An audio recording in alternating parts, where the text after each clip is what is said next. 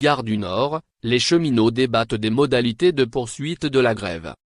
Cette mobilisation ne doit pas empêcher le gouvernement d'avancer et de conduire les transformations par lesquelles nous avons été élus il y a un peu moins d'un an, a dit le président de la République, Emmanuel Macron, à son équipe gouvernementale, au cours du Conseil des ministres, mercredi matin. Lire. Grève SNCF, cheminots et gouvernement droit dans leurs bottes.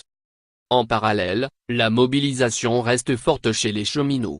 Si le taux de grévistes dans l'ensemble de l'entreprise était en baisse mercredi par rapport à la veille, selon la direction, 29,7% contre 33,9% moins, il restait très important chez les agents indispensables à la circulation des trains. C'est le cas chez les conducteurs, 74% mercredi contre 77% mardi, et ces niveaux étaient même en hausse pour les contrôleurs, 77% contre 69%, et les aiguilleurs, 46% contre 39%.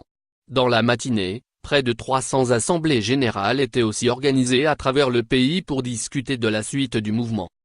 Lire. SNCF. Pourquoi toujours tant de perturbations avec un taux de grévistes en baisse? Car si les syndicats dénoncent à l'unisson le projet de réforme du gouvernement, le débat est vif parmi les cheminots sur les modalités à adopter pour la suite du mouvement.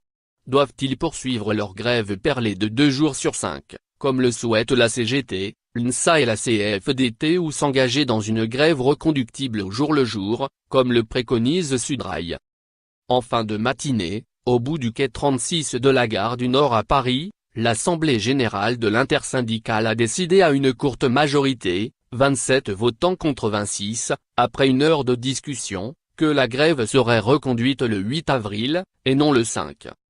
Fabien, employé à la maintenance des TGV et syndiqué à Sudrail, fait partie de ceux qui souhaitent une grève générale, tous les jours pour faire plier le gouvernement. Il faut bloquer l'économie du pays, dit-il.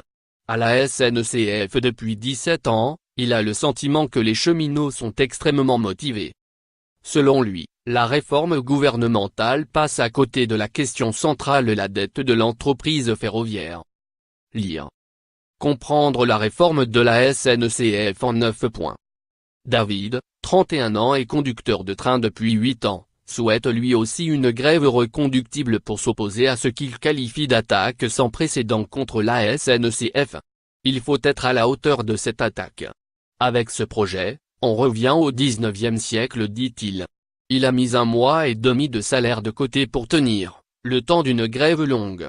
Si on ne se bat pas là, on n'aura plus qu'à aller pointer à Pôle emploi, dit aussi Yazid, conducteur.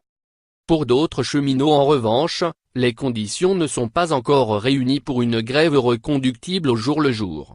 Ça va être un long combat, il faut que les salariés tiennent, explique Louis Da Silva, secrétaire général de la CGT. Au-delà des modalités du mouvement, les grévistes réunis Gare de Lyon estiment que si Emmanuel Macron l'emporte face aux cheminots, le président aura alors le champ libre pour faire passer d'autres réformes libérales. On est les derniers garde-fous, estime Fabien. Macron s'attaque aux cheminots alors que ce n'était pas dans son programme. S'il nous fait plier, ça sera ensuite plus facile pour lui de faire passer ses réformes.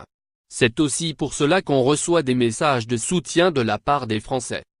Retrouvez les publications du Monde.fr concernant le projet de loi pour un nouveau pacte ferroviaire présenté par le gouvernement, et ses conséquences.